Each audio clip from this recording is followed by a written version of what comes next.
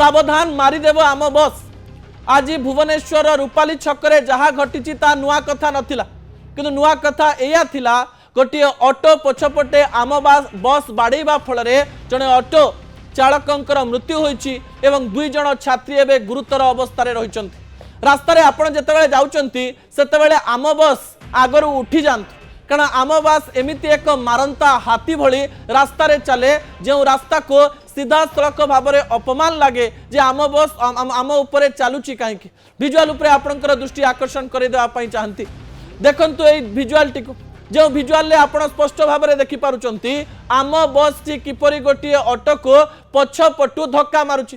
केवल एया नुहे, भुवनेश्वर कटक एवं ओडिशार एमती विभिन्न स्थान में आम बस खामखियाली भाव में रास्तार गाड़ी चलाए।